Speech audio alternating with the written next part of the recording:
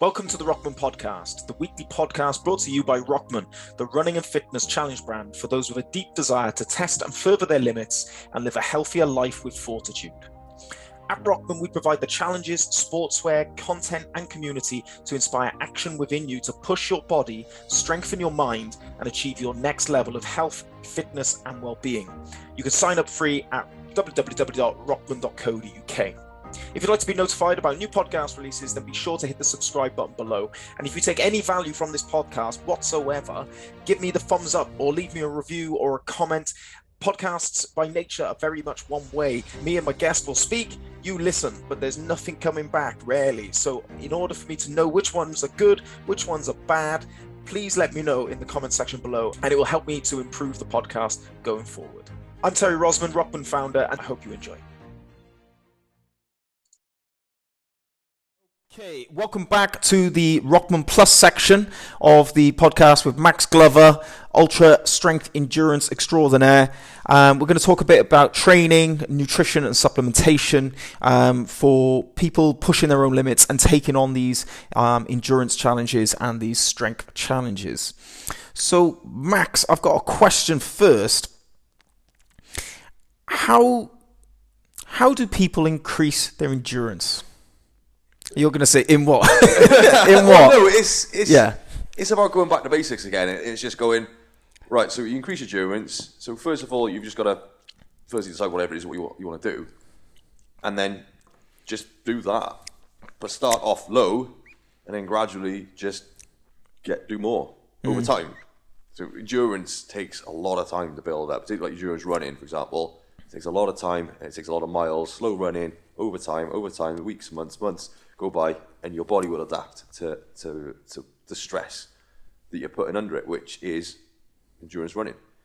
So your body will do the rest as long as you're being progressive about it and you're not trying to go and do too much to the point where you're getting injuries, in which case you might end up going backwards. But yeah, just gradual progression. Because people might not know that you're actually, I'd say, you're an accomplished runner. I think in your day before you started maybe the strength stuff, you did mile and a half in like under 10 minutes and stuff like that, didn't you? We could do it under 8 minutes. Under 8 minutes? Yeah. It was in the Marines, that was a joke for us, that mile and a half test. It was just... Was it? Yeah. We just did it for fun. Rinse it. Yeah, no, I'd say everyone, you wouldn't, trained people, you wouldn't expect any of them to get more than sort of 9 minutes. Everyone would be getting less than that, and then the fitter ones would be getting 8. Some people would get 7 minutes. 7 minutes? Jesus Christ. So how do... Because we do speed challenges with Rockman, where people have to do, a mile and a half or up to 3 miles, hard runs. How would you structure a training plan for someone who wants to improve that time? What sort of training should they be doing to improve upon their time on these shorter runs? It depends where they are in terms of their own fitness. Like if they're are they looking to get a sort of a pass mark? I think it's 10:30 or something. Are they looking to achieve that sort of time? Is that their goal, is it? Yeah, I suppose that's the ultimate goal. Again, I suppose it is dependent on where you are. Yeah. Ultimately, they want to improve upon their time. So what I would say to do is if they're getting, they're close to that time, they're getting 11, 10 minutes, that sort of thing, then they're going to look to do... start off with the people who are getting slower times. People who are getting slower times, like 14, 15 minutes, 16 minutes, that sort of thing. Those people are just going to want to do slower runs, steady state cardio, and just build up upon a distance. We try and keep the pace the same. So a steady pace, one where you can have a bit of a kind of conversation with, so you're not that out of breath, you're not panting. You can still talk to someone if you needed to, but just increase the distance. So maybe start off with whatever they can do, whether it's 1 mile, 2 miles, because some people they can't run a 1.5 mile without stopping, so they might need to run it. So they just got to try and build up the distance so they can run at this steady pace over the weeks. Once they get in a position where they're able to run it, say, 11 to 12, 11 minutes, to 10 minutes, then they're going to look to increase the intensity of their runs. So they're still going to want to do these steady pace runs, but they're also going to want to add in other types of running. So your tempo runs, where you're running a little bit faster, where you're not quite 100% out of breath, but where it's difficult to have a conversation, and then you're going to just try and increase the distance of that you're able to run at that pace as well. So you've got to increase that distance. But also as well, you can look at doing things like sprints, fartlek training, where you increase the speed, do all out sprints for short periods of time, for short bursts, or you can do interval training or even hill sprints. You can add these more intense things into your program. But I'll do them more towards the end of your training program to get that intensity in there once your fitness has been improved. Oh, so just jump in. So you're talking about these tempo runs, and you're saying increasing the distance. But what sort of distance or time should they be looking at doing those for? Yeah, so you'd want to warm up. So make sure you warm up. So I would say 10 minutes or so for your warm up. Or maybe your first mile is your warm up. Then your main training, then you get about 20, 30 minutes. You're not going to want to generally do more than that. And then you do another sort of cool down there. And would you run for the whole 20 minutes at a tempo pace, or would you split it up into 2 or 3 sections? Or for the tempo, I'd be looking at the full bit. Yeah, because if you're not able to do that, then you're probably not fit enough to be doing that type of running. And just go back to the steady state cardio. The idea is just to push yourself so that you can run at a fast speed, but you still want to be able to just about have a conversation. So you're not sprinting. It's not all about sprint. It's not that type of intensity. That will come later on with your hill sprints and or even longer distance sprints. Some of the Rockman do like the 800 meter sprints. Like one of the things they had us do in the Marines was camp circuits, and that was people would be knackered after that because it's a 1 kilometer sprint. So you do your gym sessions, and then you'd in the gym, and then you do sprints in the gym, and then as PTI, and you'd hate it. We'd go, okay, everyone now outside in your position for camp circuit, and you'd be like, oh fuck no, and you've got to sprint, and there's no just joking or whatever, because they'll be marking your times. So you've got to run around, and the PTIs be running with you and be shouting at you and screaming at you. So you if they see you low fitting, they just make you go against you. So you run around again, do this kilometre sprint, and then they'll be taking your times down. If you haven't improved, because you've got to improve your times each time. Okay, Glover, his time was this or whatever. And they'd say, okay, you're not good enough, go on again.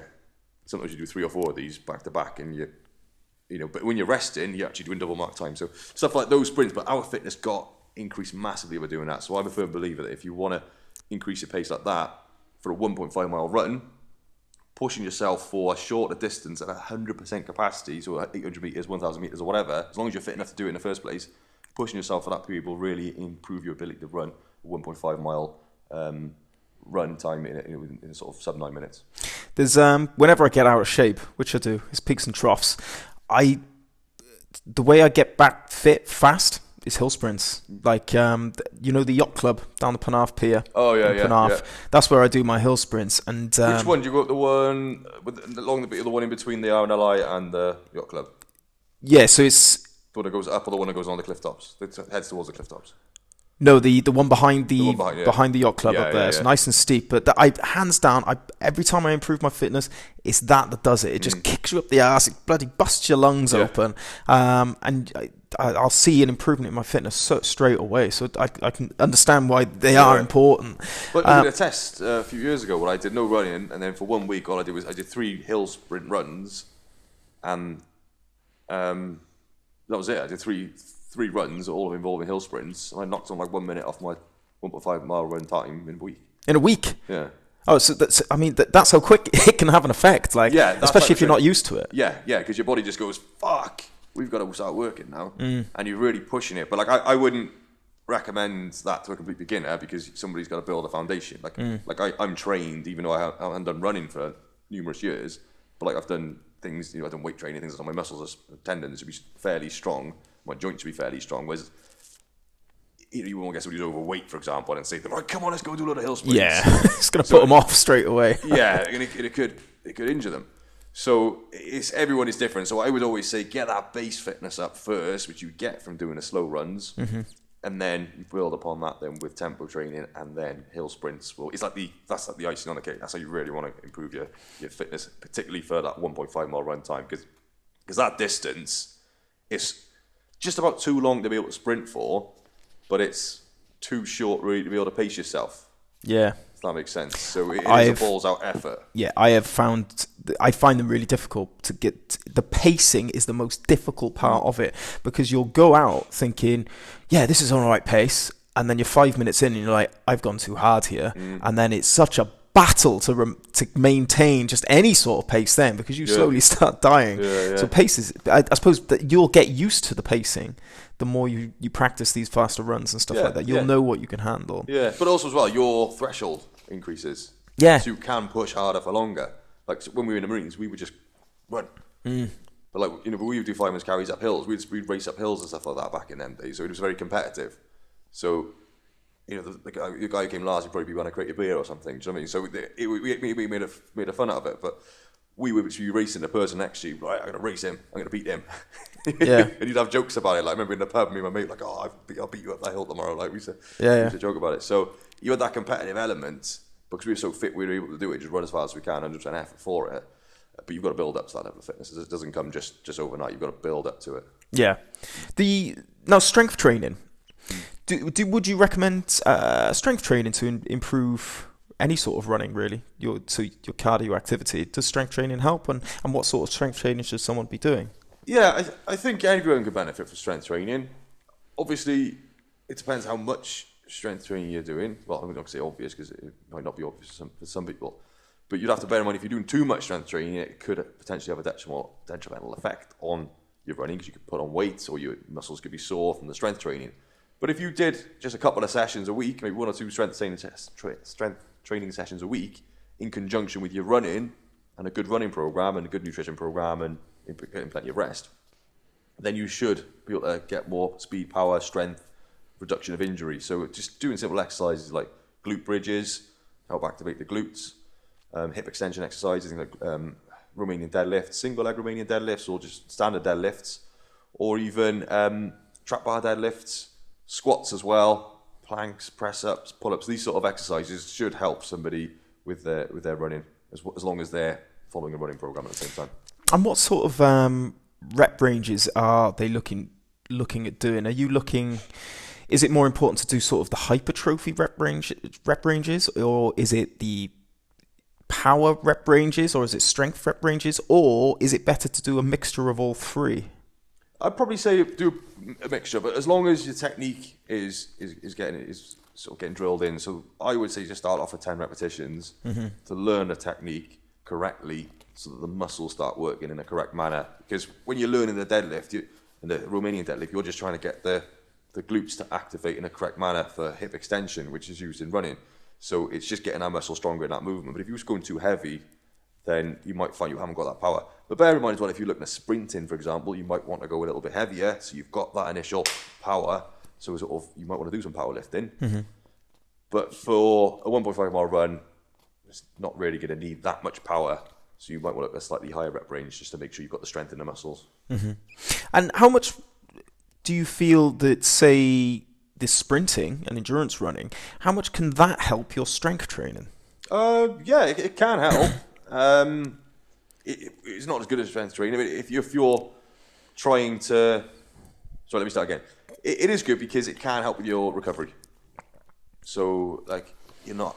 If you set of squats or whatever, you're not on the floor afterwards because you've got your good aerobic base behind you. Yeah. Do you know what? I find that is, especially when we're doing like the sprints or something like that, they never get any easier. They're always bloody horrible. Yeah. But what I do find that there's a noticeable improvement on is the recovery rate. That's where I notice the improvement. I don't notice it on the sprint itself. Yeah. It's like, ooh, I've recovered faster here. Yeah. I'm ready to go again. Yeah. And I suppose that's what you're saying. It's if you can recover faster, it can help your next set of strength training. Yeah. Now you've got a few plans out, haven't you, on your website that we've talked about? So Commando 91, which is mainly bodyweight circuits and running, to try and get somebody to a fairly similar level of fitness to what we had in the Marines. And I also got the Hercules formula, which is purely about lifting heavy things and throwing things around, things like tire flips and stuff like that in there. What do you feel would be the best type of fitness for someone taking on ROKMAN challenges? What are they looking to? What attributes are they looking to perfect and work on in order to effectively tackle the ROKMAN challenges? Because you've done them, you know what they're about, don't you? Yeah. Running, bodyweight exercises, loaded carries. Simple. I'd say those three things. and you're pretty much covered for anything Rockman will throw you at the moment. Yeah, we do a lot of push-up tests and pull-up tests, sit-ups. So how would you go about? Because I'm stuck at 40 push-ups, right? Okay. Yeah. 41 push-ups. I can't break it, and I've been in the gym. I've been doing bench press. I've been doing push-ups. But at the moment, I haven't seemed to break through that plateau of 40 push-ups. How would you improve it? If you gave me 4 to 6 weeks, what would you have me doing to improve that to get to 60? You could do harder exercises, harder pushing exercises, dips on a bar, bar dips. You could do rings, exercises on the rings. You're still doing press-ups or dips on the rings or press-ups on the wings, or you could do depth press-ups where you're going a little bit deeper, incline press-ups with your feet elevated. So you're just making a press-up. You're still using your body weight. You're still using the triceps, the chest, and the shoulders to perform the exercise, but you're just making it a little bit harder. So when you do that in conjunction with normal press-ups as well, so you've got that kind of endurance, but because you're stronger and your body then feels lighter, you should theoretically then be able to do a few more repetitions. Yeah. Now, a lot of the Rockman members, I don't know if they love or loathe, but they do loaded carries. And I know you're a keen loaded carrier. Well, I don't know if you're keen, but you do it. Yeah. Don't know if you enjoy it. How do you train for that? I mean, is that a matter of just increasing weight over time? And pretty much. It's increasing weight over time, but it's also making sure your kit's squared away, so you've got to make sure you've got proper boots. Like, you've got to be careful. Like, I made a mistake before where I was had weights and I was wearing my trainers. It was laziness, it was, because what you should have been doing was swapping over, but at the time I was lazy and I felt like it was detrimental doing that. But always make sure you're wearing a proper boots when you're doing anything, I'd say, over 10 kilograms. Got to be careful about running in it as well, because you need to build up to that. Like, even in the military, we didn't run with our Bergens on unless we really had to. We'd run with a webbing on, so we'd be looking at sort of 21 to 30 pounds. But anything over sort of 55, anything over sort of 60 pounds, we would walk with. We wouldn't run with it, because it can be very detrimental to your joints. So it's being aware of that you've got to walk with it. You've got to make sure the kit is for you. You've got a decent backpack with the straps are relatively high on your back. If it's too low down your back, it could cause problems. And once it's all set up, then it's just a case of just having fun with it. Just going out, finding a nice bit of scenic route, going for your walk, making sure you've got enough water on you, food on you, being aware that you don't overheat as well. Because a lot of people forget about that, is when they put the straps on there, if they're wearing, say, a big chunky jacket or a waterproof jacket, for example, this area here, it turns into like a sauna or a steam room, especially if it's a waterproof jacket, because they're sweating, their torso's getting so hot, the water's going nowhere to go, so it turns into steam as it tries to evaporate off your body. So if your body to cool itself down, the water goes there, so it evaporates, but it just gets trapped, and then it just gets hotter and hotter and hotter, and next thing you know, you got heat stroke. So you just got to be aware of these things that when you're doing it, and that you've got the correct kit packed in there for you. You mentioned about carrying water and your fuel. Sort of how would you fuel, or what is the correct way to fuel long distance endurance challenges, whether that's being long distance running or long distance load carrying? What should you be looking to do? How much water should you be taking on? How much sugars, or what sort of food you should be eating? Well, with the food, making sure you get decent breakfast beforehand. So you don't really want to do it on an empty stomach, because you don't perform to your best abilities. You want to have something on board. I know some people, they say they can't eat the breakfast, but it's just trying to have something. So some bit of fuel inside you, just so your body can get going. Make sure you've got plenty of hydration. The easy way to say hydrated, also with the fuel, about the fuel, sorry. So just keep yourself topped up with fuel. So you don't want to be, when you're actually on your endurance event, having a humongous meal, because your body's going to get tired wanting to digest it, and you can potentially throw it up as well. So trying to keep on top of that, trying to keep on top of your salts as well, making sure you've got the carbohydrates coming on board, and also a bit of protein as well for the muscle breakdown. Hydration is an easy one. You just to make sure you're pissing clear. So it's easy. You can't really say to somebody, have 2 litres of water, you need to drink 3 litres of water, because everyone's different, everyone's got different body, everybody sweats differently. You need to make sure that you're pissing clear every hour, so that you know you're hydrated. If you're pissing, 3 times, one time a day, and it's brown, you're in trouble. You got to make sure that you're pissing clear every time. So that's drinking plenty of water. But also bear in mind, when you're drinking too much water and you're sweating a lot, you're going to be sweating out a lot of salts. So you may need to consider some kind of electrolyte supplementation. I think that one can be overlooked quite often. Is the electrolytes, is the salts you lose through sweating. I mean, I've look at the Rockman caps where you get all the salt crystals on your caps. Yeah. It pours out of you. Yeah, exactly. Yeah, it's like I've seen it before when we used to get in the military when we do our long runs. Our uniforms would just be stained white from where the sweat is just dried, and you've just got salt all over you, on your face at the end of the 30 miler and things like that. So you've got to replenish that somehow. Yeah. Do you take any other sort of supplements, or what supplements would you recommend for the guys at Rockman who are trying to maybe increase their strength or muscle size? What are the best supplements to supplement that aim? Well, they need to make sure that they've got a decent diet in the first place. So you need to make sure that their diet is good. That's the most important thing, is to look at that and make sure they're getting decent quality proteins, decent quality carbohydrates, and decent fats as well. So that, fats are coming from things like avocados, eggs, nuts, and stuff like that. Carbohydrates generally come from a good source, things like sweet potatoes, pasta, stuff like that. Protein, eggs is the best source of protein in my opinion. So supplementation, you don't necessarily need it, but it is often more convenient and it is easier to be able to consume a protein shake or something like that just to help with your recovery after your session. But I mean, it's not 100% essential, but it's there for you. So I'd say definitely some kind of electrolyte. Make sure you're sweating, because you're going to be sweating.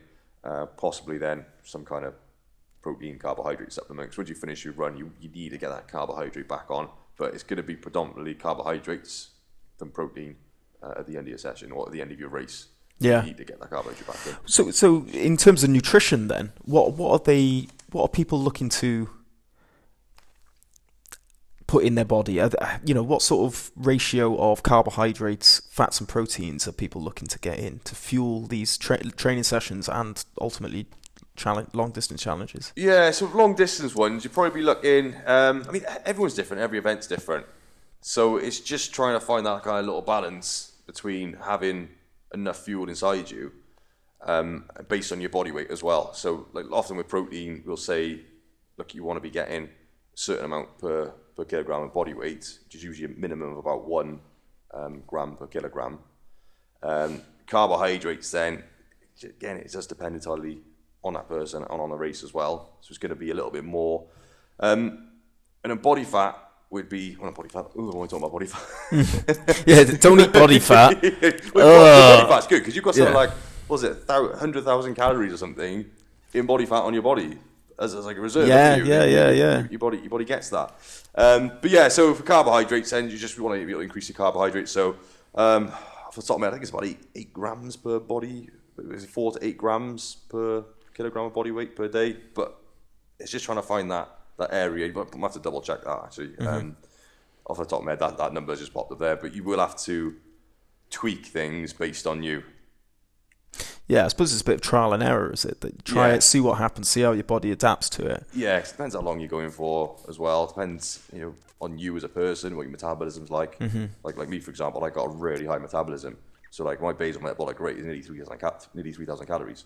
So like I'm burning that just by I lie in bed all day. I'm burning 3,000 calories. Like so, everyone's got that different kind of level where so I'm going to need a lot more carbohydrates than somebody else. Yeah. What's the best way for someone to figure out how many calories they should be having then? Are there tools online or anything? Yeah, they need to calculate their basal metabolic rate. There are devices that can do that for you. There are formulas as well. And when you get your smartwatches, they all generally have a formula as well. But it depends which formula you're looking at. Mm-hmm. You have slightly different results. When you've kind of just got to guesstimate then how much, how active you are throughout the day. Because the basal metabolic rate is usually about 70% of your calorific needs. But if you're doing endurance running, and you're doing all these events, then it's going to be, you're going to need to consume a little bit more. Your basal metabolic rate is going to be less than 70%. Yeah, I think sometimes, I don't know about other people, but I certainly fall for this, is that I'm always in a constant cycle of trying to lose weight. But then when I take on these big endurance challenges, I can suffer through not having enough calories because I'm keeping my calories low because I'm trying to lose weight. But then I'm upping my training when in fact I should sort of meet somewhere in the middle, shouldn't I? I should be upping the calories because the more training I'm doing, I need to supplement the training because I suppose you're not going to get the most out of your training if you're not fueled correctly. No, you won't. No, you've got to have that fueling. If you like, people get confused because they hear like fasted cardio and stuff like that, and you hear a lot of people are doing fasted cardio, but that's great because in terms of weight loss, but not necessarily if you're looking for performance. Like you want to run that 1.5 mile run in that time. You want to make sure you've got fuel on you to be able to do that. But also as well, you are training your body to use your body fat for fuel as well when you're doing that. That type of training as well. So it does depend on the training and the individual as well sometimes. Yeah. What would you say is the most important thing that someone needs to get right when they're working towards an aim or a target? Could it be, sleep? Is that the biggest factor? Could it be nutrition? Could it be the training? Or could it be like just being consistent? The support? What would you say is the most important key thing that they need to get right if they want to successfully achieve their aim? I think it's difficult to just kind of nail it on one. There's a lot of variables, and with humans, there's a lot of variables with us as well. So you might find somebody has got all those things in check, but then they're not sleeping properly. So in which case, it's going to be their sleep.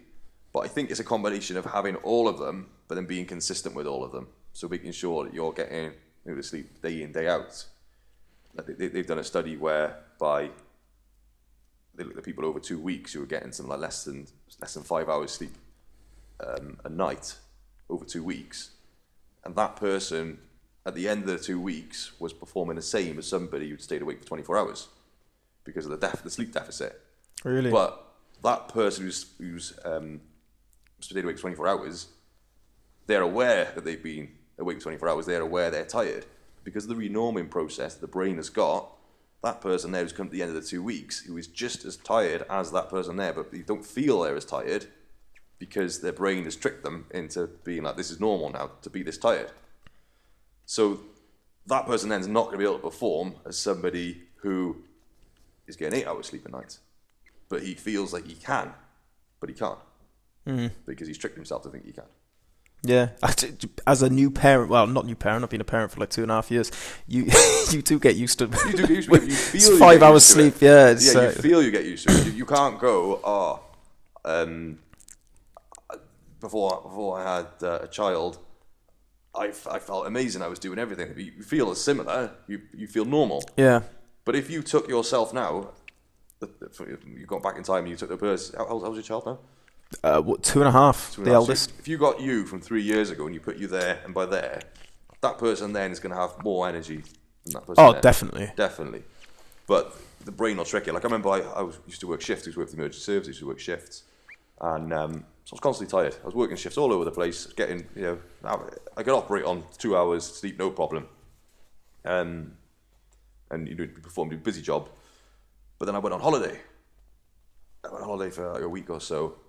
And at the end of the holiday, I felt amazing. I haven't been taking drugs or anything like that, but I felt like I was on drugs. I was like, what the fuck? I was like, what's going on? And then it just dawned on me, I was like, I'm not tired. Yeah. This is what being normal should feel like. I'm not tired. I've had plenty of sunshine, plenty of vitamin D, I've eaten well, been in the sea, slept decent every night for a week, and I felt amazing. But it's just that I felt so shit beforehand through lack of sleep. Yeah. That suddenly feeling good, feeling how we should feel, felt like I was on drugs. And do you know what the thing is?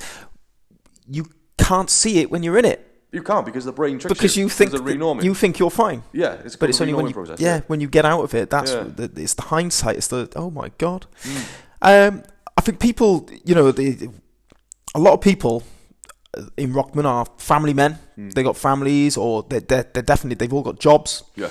And a lot of people will say, "But Max, I haven't got the time to train because they've got work stresses, work commitments, family stresses." Have you got advice for people of like how they can fit in some sort of training program amongst their already busy life?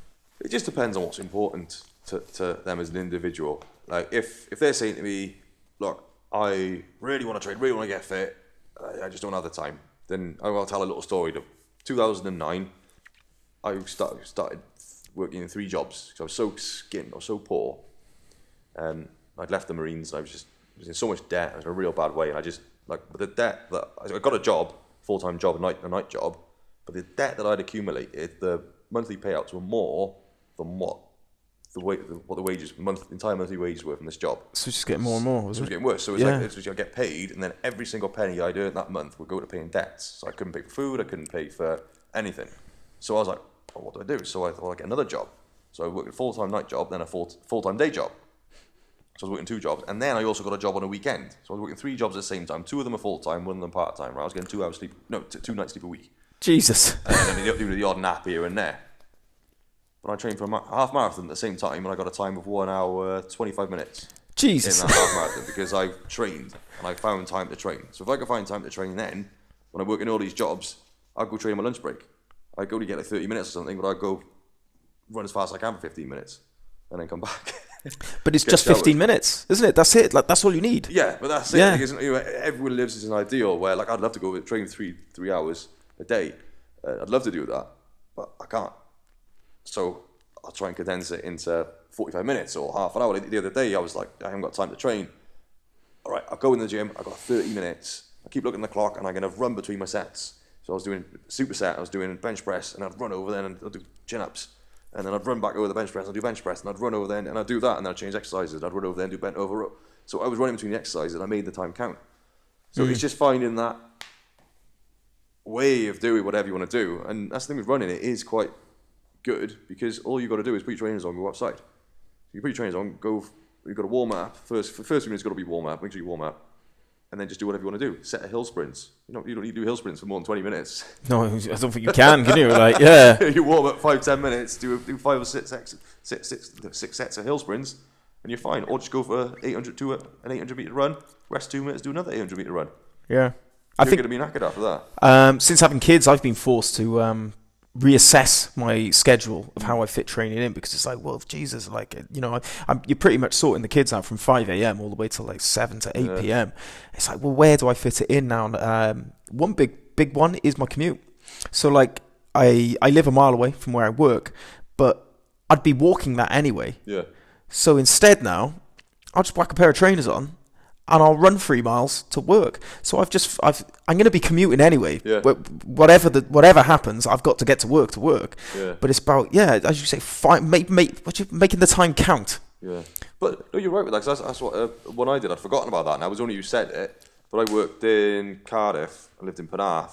I think it was about 6 miles. So I remember we'd run that. But I remember thinking, well, hang on a second. It took me something like 45 minutes, I think, to run 6.5 miles. And I was like, well, that's how long it took me to drive, because I'm sat in traffic. So it was the same amount of time, except I just got a 6.5 mile run out of it. And then I'd have to run home, or maybe get a lift home or something, or someone, whatever, or catch a bus or something. But it is like you said, that commute, then you can make the time out of that, get a bike, so you can cycle on to work. Yeah, it's a big one. If it's too far away, or run. But yeah, no, definitely. I think as well is it's being organised, getting a diary and just writing.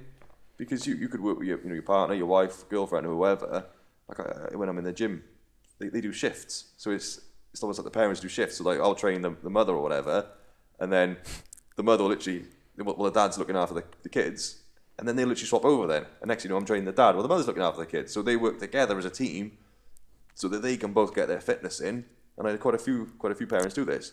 They get their fitness in, and the children are, being looked after by the other parents, because they know how important it is for them to keep themselves fit. Yeah, well, I quite often do that with my wife, in that I'll offer her to do it, look after the kids so she can train, just so she'll let me train. Because if it's just me training all the time, I get it in the neck. Yeah. So well, it's fair then as well, isn't it? Yeah, it is fair. It's working together as a team, and the kids, daddies are always away training.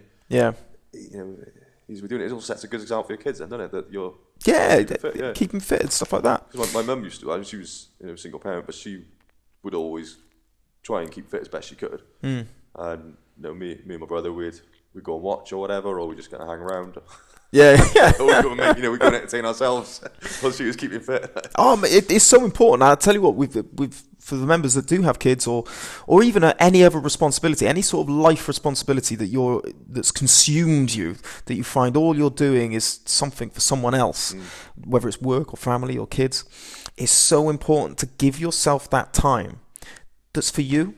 And it shouldn't be seen as a luxury, right? This shouldn't be seen as luxury time. This should be seen as important as eating and sleeping or brushing your teeth. Like, you need that time for yourself. And I think just allocating a bit of time for yourself for exercise, because then it's double whammy. You're keeping yourself fit and healthy.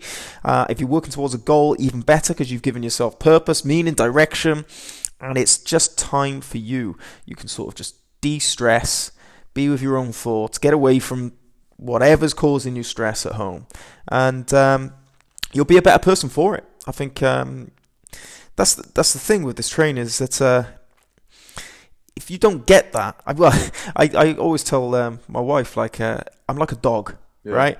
If you have a dog at home and you don't walk it, that dog's a pain in the ass. It starts gnawing at the cushions and the sofa. Probably start wetting inside. After a while, they become mopey, and your dogs can become depressed. I'm like that. If you don't take me for a walk, well, people are like that. Yeah, exactly. And what I find very interesting is a lot of people, they don't think about themselves. They've got a dog, for example, and they'll go out because they've got to take the dog for a walk, or they'll go out. They've got to get the dog so that they can take the dog for a walk, but then they don't think, what about myself? Yeah, I've got to take myself for a walk as well. But they don't. They care so much that the dog's going out for the walk because they know the dog needs it.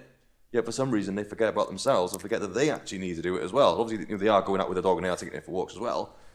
But they're doing it for the dog, but not themselves. Yeah. And I always find that really, really hard to comprehend that people will do that. I think it's human nature, we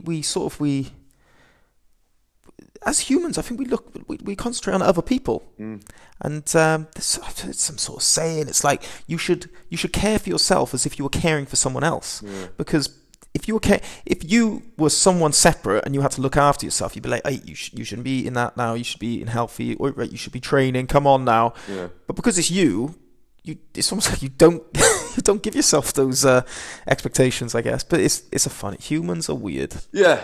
Yeah, it's like I always find out with the dogs is that people will say I want to get a dog so I can go out for walks with them.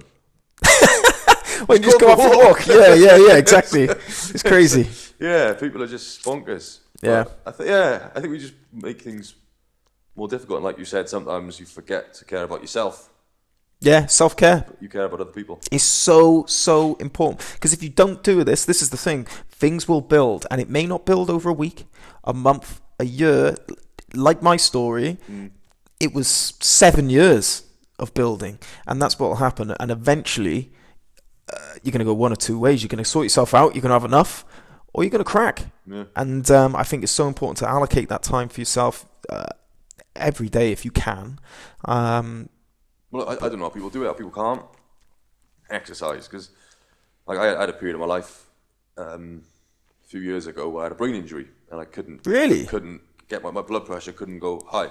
It couldn't go up, so I couldn't exercise, couldn't do anything. Like, if I would just get out of the chair quickly, I'd have all sorts of problems going on. So, I think it was about 6 months where I couldn't do any form of exercise. Jeez. I felt like shit. Yeah, I bet. Yeah, I felt really shit. Yeah. But then when I got back to exercise, then all problems had happened. Then I had tight muscles, which I ended up pulling a muscle. Then when I got back into lifting weights, and I was like, so that then a load more problems manifested out of that. So yeah, it's a long process back, isn't it? Yeah, so just having that time out, I didn't like it, but I couldn't even do anything. I tried to lift the light weights, really light weights, but didn't really do much. And sometimes I just wasn't able to do that either. I just felt like I couldn't do anything. Couldn't do any day-to-day life. I just couldn't do. So if anything. If we're going to end on one note, what's the best thing to do? Do something. Do something, yeah. Do anything. Just like make sure you give that time to yourself to be active. That's it. I mean, I don't know about anyone else, but I get this. I've actually got a voice in my head that just screams constantly. But then it just screams. It's just there. It's like a madman in my head just screaming all the time. But when I do the exercise or when I do a challenge or I just knacking myself out in a gym or whatever, it goes away. So I think like it's just built up frustration that when you tire yourself through training, it just knocks away all that frustration and gets you refocused again. After a big heavy session, like you're relaxed. There's no worries. You're like, finally. I suppose that's what it does, isn't it? It beats, as you say, that voice. These feelings inside is just that's how you get rid of them. And if you don't, they're going to build up, and then you're going to be. They always come back, but keeps them down, keeps them at bay. Keeps them at bay, keeps it all at bay. Max, thank you very much. Thank you very much. It's been an absolute pleasure. Just before we end, if people want to know more about your training and your books, where do they go? They go to my website, maxglover.com, or they check out YouTube Muscle World, or Instagram Muscle World Fitness, or they can just go on Amazon, type in Max Glover in books, and then all my my library will pop up. Wonderful. Great chatting. Thank you very much. Thank you very much. See you guys soon. Bye-bye. At Rockman, we provide the challenges, sportswear, content, and community to inspire action within you to push your body, strengthen your mind, and achieve your next level of health, fitness, and well-being. You can sign up free at www.rockman.co.uk.